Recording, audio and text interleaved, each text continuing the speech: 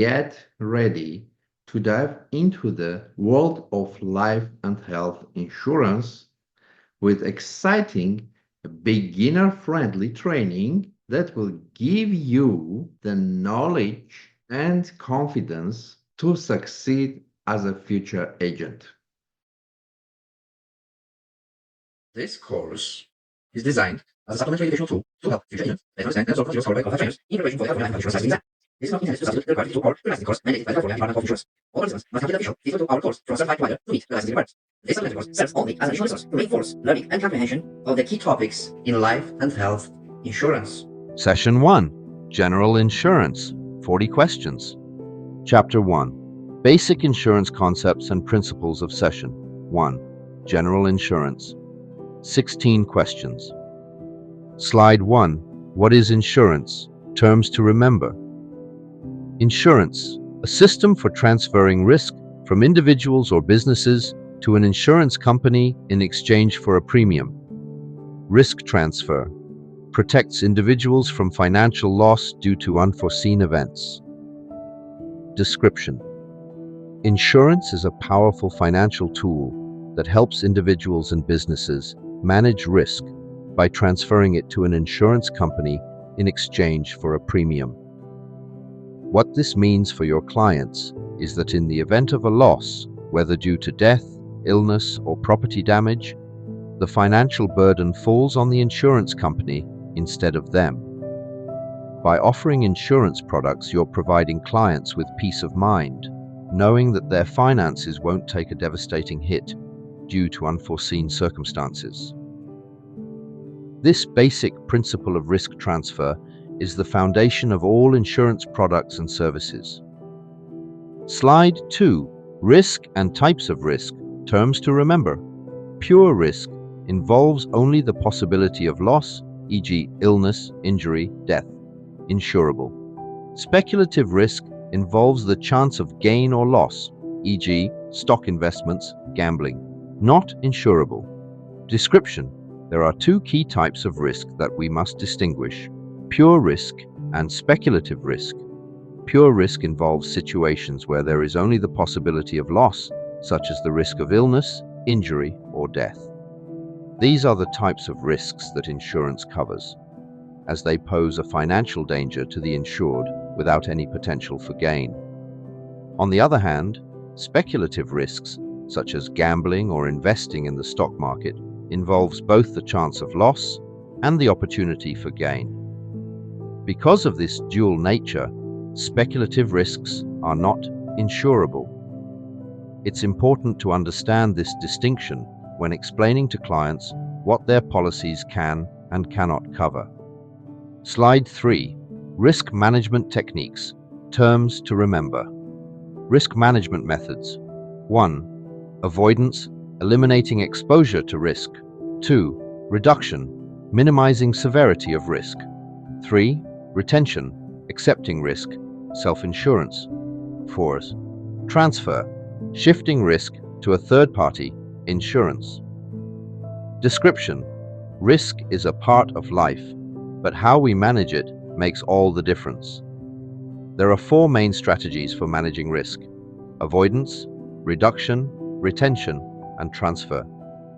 Avoidance means eliminating exposure to the risk entirely. For example, not driving to avoid car accidents. Reduction involves taking steps to minimize the severity or likelihood of a risk, like installing smoke detectors to reduce fire damage. Retention, or self-insurance, means accepting the risk yourself, which is often seen when people choose higher deductibles. However, the most effective method for many clients is risk transfer, where they shift the financial burden to an insurance company through the purchase of a policy. This is where you, as an agent, play a key role by providing the means for clients to transfer their risk. Slide 4, Law of Large Numbers, terms to remember. Law of large numbers. As the number of similar exposure units increases, predictions about future losses become more accurate. Example: more insured homes, better prediction of average claims. Description: The law of large numbers is a principle that makes insurance not only possible, but reliable. It states that as the number of similar exposure units increases, whether those units are people, homes, or businesses, the more accurately we can predict the average number of losses. This allows insurance companies to set premiums fairly and ensure they can pay claims. For example, if an insurer covers thousands of homes, they can predict, based on statistics, how many of those homes are likely to file claims in a given year. This concept helps stabilize the insurance industry and ensures that premiums remain affordable for clients. Slide 5. Elements of insurable risk. Terms to remember. Criteria for insurable risk. Ba. Loss must be due to chance. Ko. Loss must be measurable. Thra. Loss must be predictable. Fa. Loss cannot be catastrophic. Fa. Large number of similar risks. 6. Randomly selected risks. Description. Not every risk can be insured, and insurance companies have specific criteria that determine whether a risk is insurable. First, the loss must be due to chance, meaning it's outside the insured's control. Second, the loss must be measurable. We must be able to quantify the financial impact.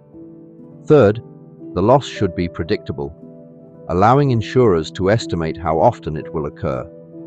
Fourth, the risk can't be catastrophic. Things like war or nuclear events are usually excluded because they would bankrupt insurers. Additionally, insurers need a large number of similar risks, like thousands of homes or drivers, to apply the law of large numbers. Finally, the selection of risks must be random, avoiding situations where only high-risk individuals seek coverage. These elements ensure that insurers can offer coverage at reasonable prices while maintaining profitability. Slide 6. Adverse selection. Terms to remember. Adverse selection. When high-risk individuals are more likely to buy insurance than low-risk individuals. Underwriting.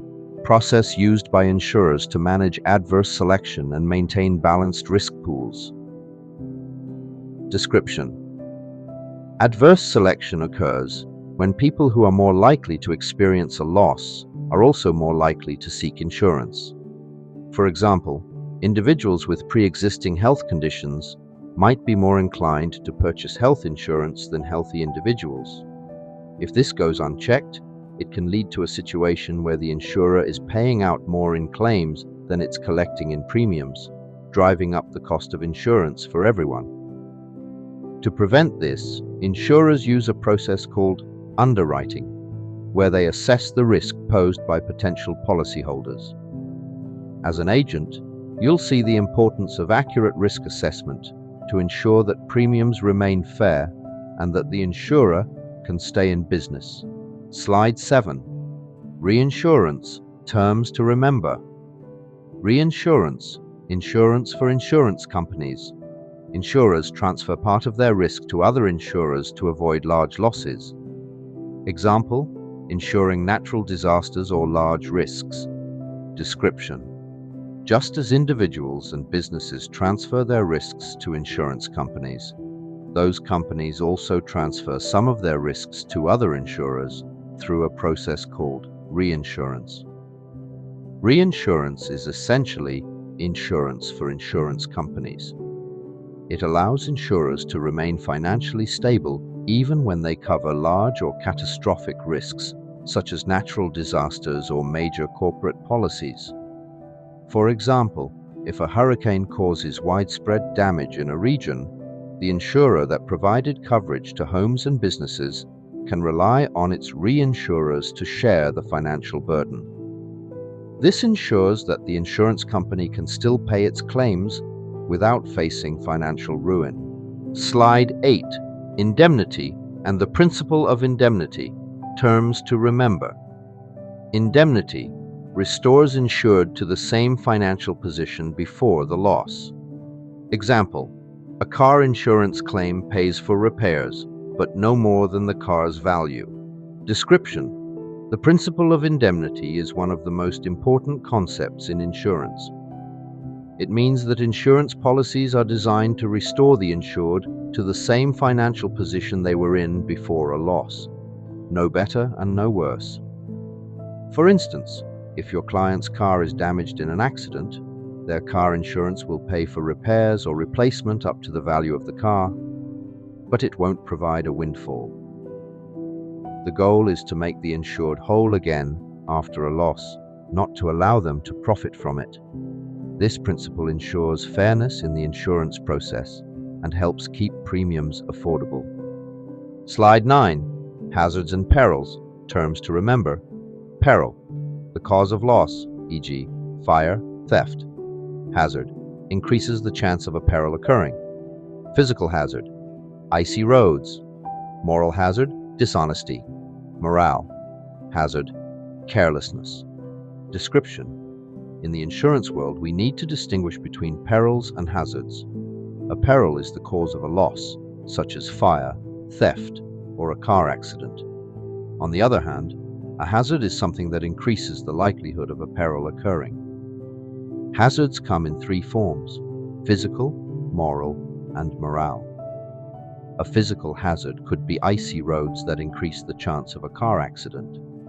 A moral hazard involves dishonesty, like someone lying on an insurance application. A morale hazard refers to carelessness, such as someone being reckless with their property because they know it's insured. Understanding these distinctions helps us assess and manage risk more effectively. Slide 10. Insurance and social needs. Terms to remember. Government programs. Insurance also fulfills social needs through programs like Medicare, Medicaid, and Social Security Disability. Purpose. Provides protection for vulnerable populations. Description. While most of what we discuss involves private insurance products, it's important to recognize that insurance also serves broader social needs. Programs like Medicare, Medicaid, and Social Security Disability provide essential protection for vulnerable populations, such as the elderly, disabled, and low-income individuals. These government programs ensure that those who might not be able to afford private insurance still have access to necessary health care and financial protection. As an agent, you may work with clients who rely on these programs and need supplemental coverage, so it's important to understand how these systems function. This is the end of Session 1, General Insurance. Chapter 1, Basic Insurance Concepts and Principles. Coming next, Session 1, General Insurance. Chapter 2, Contract Law. Great job. Great job completing this session. You're building a strong foundation, and the next chapter will take you even deeper into the essential skills you need to master. Let's keep momentum going, jump into the next session, and continue your journey to becoming a top-notch life and health insurance agent.